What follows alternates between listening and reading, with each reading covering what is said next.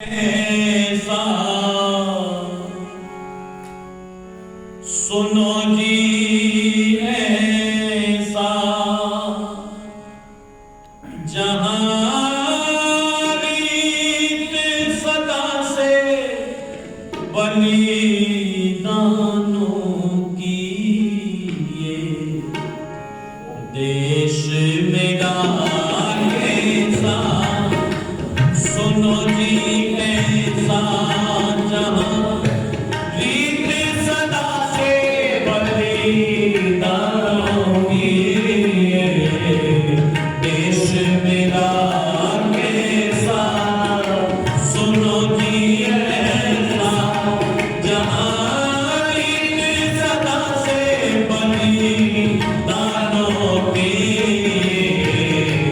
देश मेरा कैसा सुनो जी ऐसा जहां रीत सदा से बलिदानों की ये देश मेरा कैसा याद नहीं जब चोड़ावत के पगडंड में थे रुकने लगे याद नहीं जब चोड़ावत के पगडंड में थे रुकने लगे बदन में हाली रानी के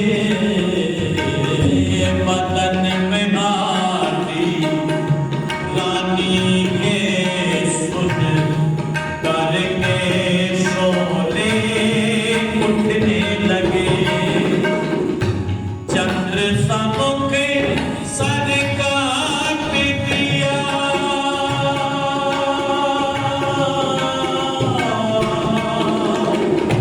चंद्र समुख सर काट दिया दे दी थी आहुति प्राणों के देश मेरा कैसा सुनो जी ऐसा जहां रीत सदा से बलिदानों की देश मेरा कैसा सुनो जी ऐसा जहां रीत सदा से बलिदानों की देश मेरा कैसा ओ भूख से मर गई तड़प तड़प भूख से मर गई तड़प तड़प चंपा प्रताप की बेटी थी भूख से मर गई तड़प तड़प चंपा प्रताप की बेटी थी घास के भी रोटी न मिली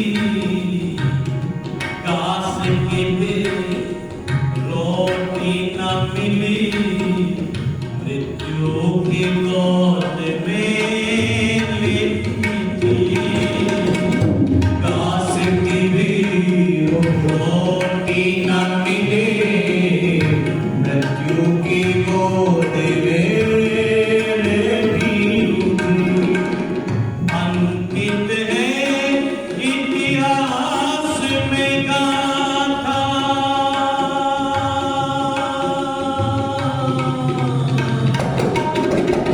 अंकित है इतिहास में गाथा अंकित है इतिहास में गाथा ऐसी वीर संतानों के देश मेरा कैसा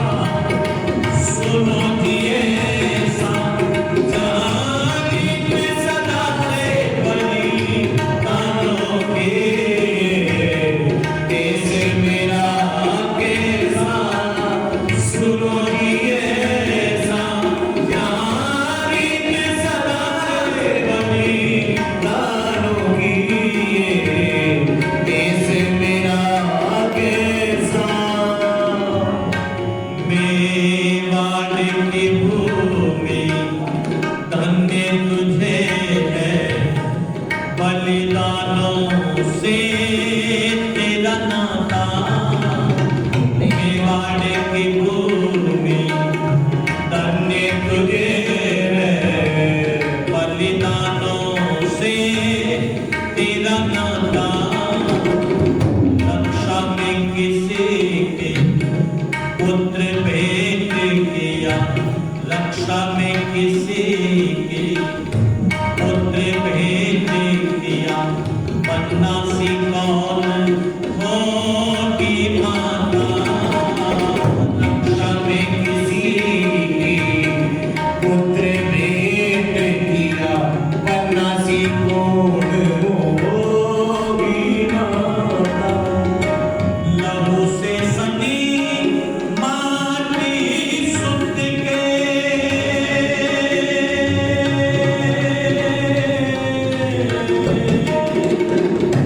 लहू से सनी माटी सुत के लहू से सनी माटी सुत के होली सी जली अरे मातु के देश मेरा कैसा सुनो ये ऐसा जहाँ इन सदाए बली दानों की देश मेरा कैसा सुनो ये ऐसा जहाँ इन सदा से बली दानों की देश मेरा कैसा भूल गए क्या रानी किशोरी के बलिदानों की गाथा भूल गए क्या रानी किशोरी के बलिदानों की गाथा जब भी याद करे उसको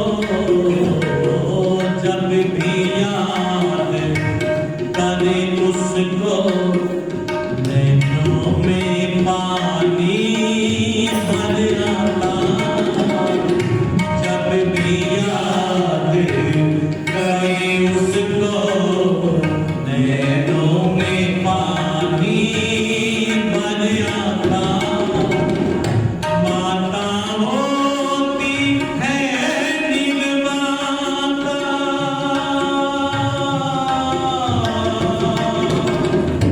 माता होती है नीलमाता जन्मी वीर जवानों के देश मेरा कैसा सुनो ये ऐसा जानी सदा से बनी दानों की देश मेरा ऐसा सुनो ये ऐसा जानी सदा से बनी दानों की देश मेरा कैसा जब भी कांच की चूड़ियों से जब भी कांच की चूड़ियों से यहाँ लोहा किसी का टकराया जब भी कांच की चूड़ियों से यहाँ लोहा किसी का टकराया आन पे कर मत जाने दी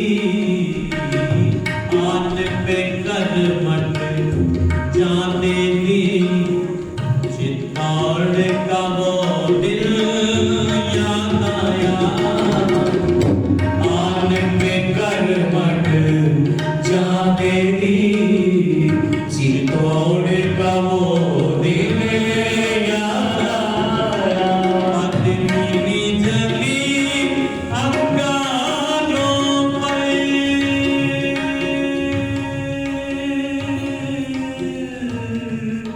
अदमी जली अंगारों पर, पद्मिनी जली अंगारों पर, छाई नदी शैतानों के, देश मेरा कैसा सुनो ऐसा, गारी में सदाए बनी गानों की, देश मेरा कैसा सुनो ऐसा, गारी में सदाए बनी गानों की, देश मेरा कैसा सुनो ऐसा, गारी में सदाए बनी गानों की, देश मेरा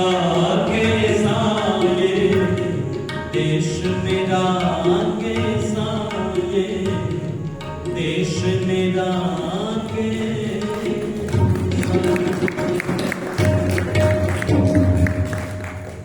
एक एक पन्ना मातृशक्ति के बलिदानों की गाथा को गाता है। हाडी रानी का नाम सुना है आपने? सुना है। आप तो आर्य समाज में आते हो इसलिए सुना है। किसी नवयुवती बेटी से आप पूछोगे तो आज वो हाडी रानी के नाम को नहीं जानती। बहुत कम बहनें हैं जो हाडी रानी के नाम को जानती हैं। सरदार चुड़ावत की धर्मपत्नी, नई नवेली दुल्हन को ब्याह करके लाया था सरदार चुड़ावत। हाथों पर लगी हुई मेहंदी का रंग भी फीका नहीं पड़ा था, आंखों में लगा हुआ काजल नहीं छूटा था कि युद्ध काम पर सरदार चुड़ावत जाने के लिए तैयार खड़ा है, औरंगजेब से लड़ाई लड़ने के लिए तैयार खड़ा। अच्छा, संजय कुमार जी, संजय कुमार, लड़ाई लड़ने के लिए तैयार। कहाँ बैठे हैं?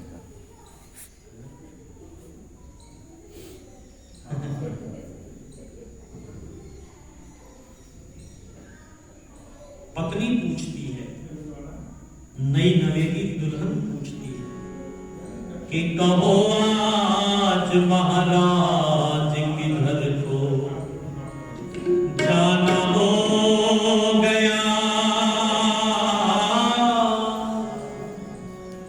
अस्त्र शस्त्र ठान ये युद्ध का बाना हो गया। सरदार चुड़ावत अस्त्र शस्त्रों से सुसज्जित होकर कहां के लिए चल पड़े। कहती है कि प्राणों प्यारी नारी पूछे जल्दी कह दे हाल पिया, गाद क्रोध से कांप रहा तेरी आंखें हो गई लाल पिया, तेरी आंखें हो गई लाल पिया, घर में तेग और डाल पिया क्यों ठाना हो गया, अस्त्र शस्त्र ठानी ये युद्ध का बाना हो गया। और पंक्तियां सुनिएगा, आर्य समाज के जो कवि थे उनकी कविता की ऊंचाई पता लगेगी आपको। आज कुमार विश्वास इससे बहुत अलग तरह की कविताएं प्रस्तुत करके 11 लाख रुपए ले जाता है एक दिन, है जी, 11 लाख रुपए। और हवाई जहाज का आने जाने का सुव्यवस्थाएं बुनियादी। और जरा ध्यान दीजिएगा ये समाज के कवि की पंक्तियां कि किस कारण से त्याग किया है शादी के आनंद का, क्या कोई अपराध देख लिया मुझ दुखिया मती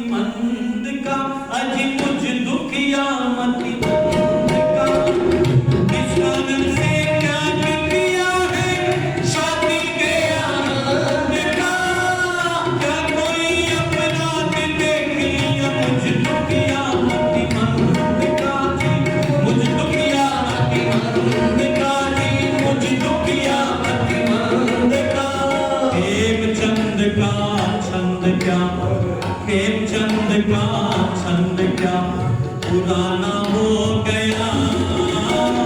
अस्त्र शस्त्र खाली युद्ध का माना हो गया। कहो आज महाराज जाना हो गया। अस्त्र शस्त्र खाली युद्ध का माना हो गया। कहो आज महाराज किधर को जाना हो गया। अस्त्र शस्त्र खाली युद्ध का माना हो गया। कल परसों की बात किया थी, मुझको क्या कर लाए थे। मेरे पिता ने तुमको फूलों के पहनाए थे जी, फूलों के पहनाए थे जी, फूलों के पहनाए थे। परसों की बात किया थी, मुझको क्या कर लाए थे। मेरे पिता ने तुमको फूलों के पहनाए थे जी, फूलों के पहनाए थे। संग में बिठा कर लाए थे, क्यों ठुकराना हो गया। अस्त्र शस्त्र खाली युद्ध का माना हो गया। कहो आज महाराज किधर को जाना हो गया। अस्त्र शस्त्र खाली युद्ध का माना हो गया। अस्त्र शस्त्र खाली युद्ध का माना हो गया। अस्त्र शस्त्र खाली युद्ध का माना हो गया।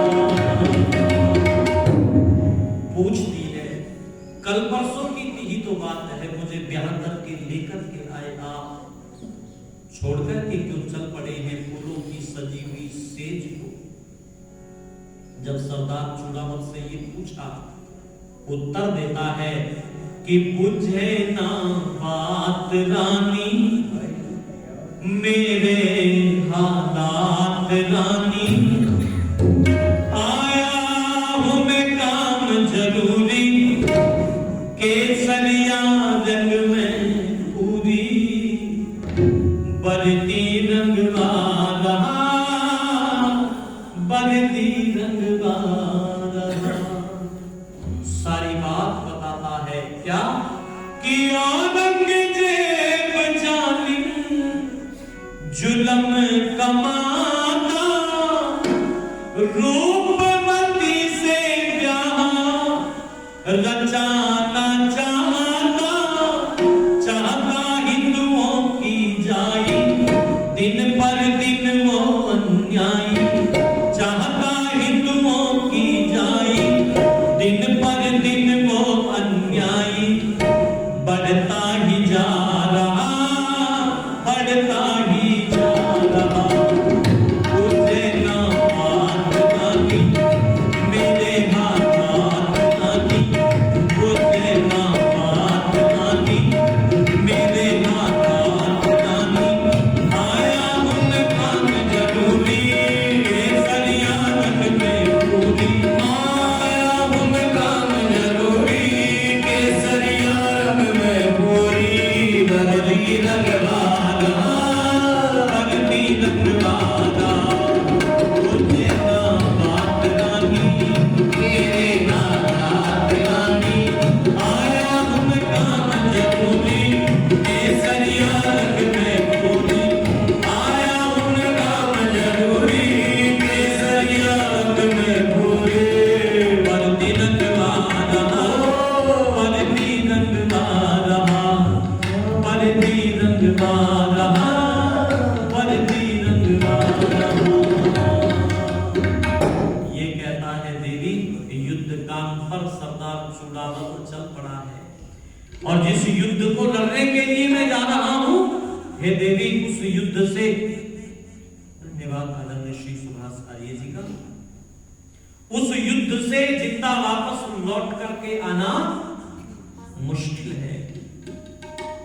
तुम्हारी और मेरी ये अंतिम भेंट है, अंतिम बार मैं तुमसे मिल रहा हूं। आप कल्पना कीजिएगा, बिल्कुल 2 दिन पहले जो दुल्हन के रूप में सरदार चूड़ामल के घर में आई थी, हादी रानी ने विदाई दी और ये कहकर के विदाई दी कि जाओ रण में सजन से ना याद करे, हो के मन में मगर से ना याद करे, ओ जाओ रण में सजन से ना याद करे। और सावधान करते हुए कहती है कि छतरानी हूं जानती हूं छात्र धर्म पालूंगी, आपके विचारों के सांचे में जीवन ढालूंगी, मैं आपके विचारों के सांचे में जीवन ढालूंगी, पालूंगी जीवन से ना याद करे, जाओ रण में सजन से ना याद करे। और बड़ी भावुकता के साथ में बोली कि जीत करके आगे मैं दिवाली मनाऊंगी, जीत करके आगे मैं दिवाली मनाऊंगी, जो हार करके आओगे तो मुंह नहीं दिखलाऊंगी, जो हार करके आओगे तो मुंह नहीं दिखलाऊंगी, ओ मर जाऊंगी सजन से ना याद करे, जाओ रण में सजन से ना याद करे, ओ के मन में मगर से ना याद करे, ओ जाओ रण में सजन से ना याद करे।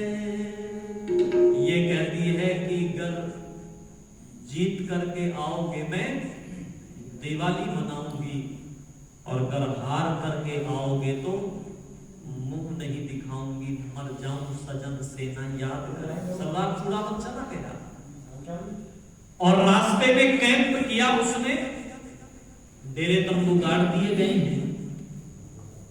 अभी जहां लड़ाई हुई है वो जगह दूर है।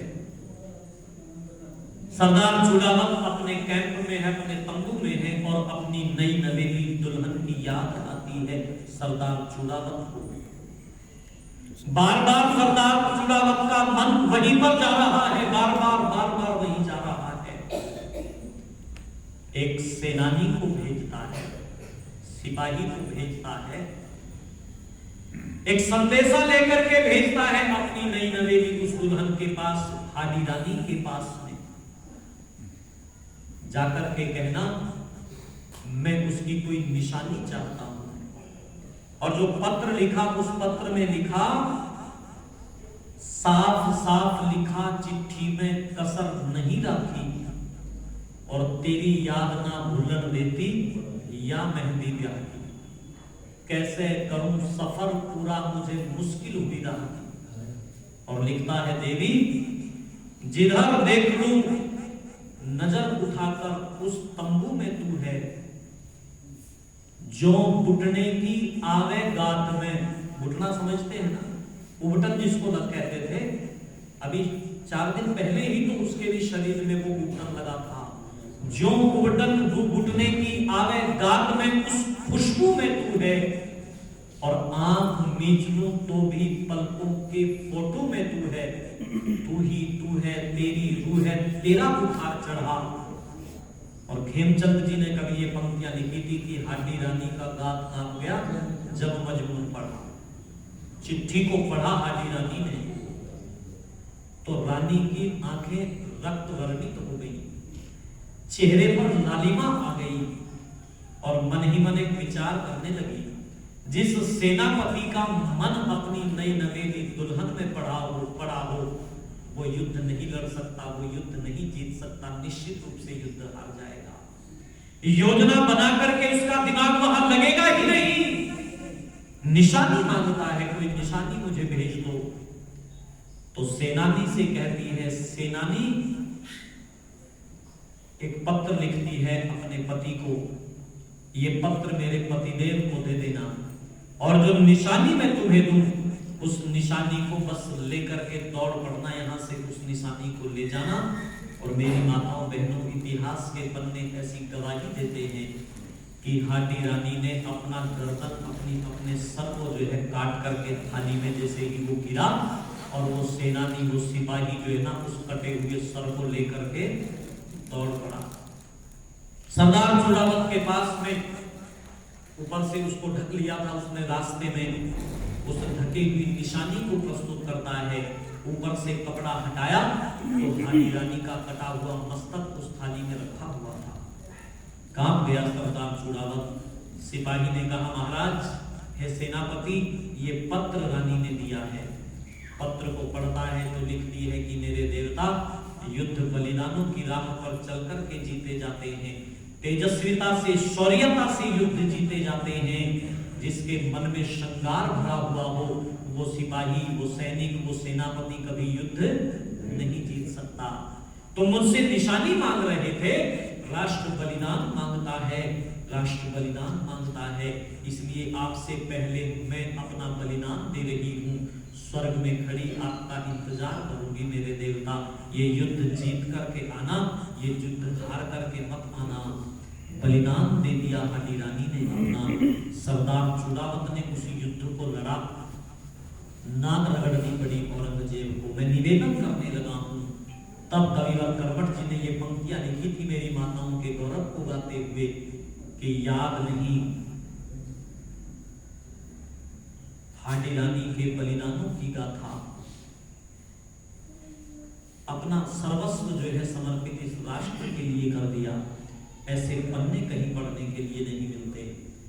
पंक्तियां आगे उन्होंने लिखी, चंपा की चर्चा करते हैं कि भूख से मर गई तड़प तड़प चंपा प्रताप की बेटी थी, घास की भी रोटी ना मिली मृत्यु की गोद में लेटी थी। अंकित है इतिहास में गाथा ऐसी वीर संतानों की। आज ये चैप्टर गायब हो गए। आज कथाओं में नचाई जा रही है मेरी बेटियां, राधे राधे जपो।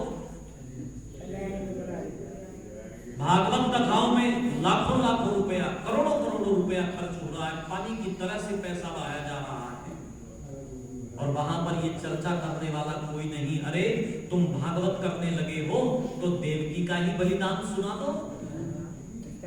सुनाया नहीं गया देवकी का बलिदान, उसने कैसे अपने बालक का निर्माण किया था। मेरी माताओं, कई बार आपने ये चर्चा सुनी होगी कि देवकी ने 8वीं संतान को जन्म दिया जिसने कंस को मारा, जिसको हम भगवान श्री कृष्ण के रूप में जानते हैं। भगवान श्री कृष्ण ने बहुत संघर्ष किया। वो पन्ने कई बार आपने सुने होंगे, पर क्या कभी ये पन्ना भी पढ़ा है कि देवकी ने कितना संघर्ष किया? जिस समय पर कंस ने अपने पिता उग्रसेन को जेल में डाल दिया, तो उस समय पर कोई भी आदमी कंस के सामने बोलने के लिए तैयार नहीं था। बहुत बड़ी ताकत था कंस, और इसलिए भी बड़ी ताकत था क्योंकि वो जरासंध का जमाता था। जरासंध की 2 बेटियां मगध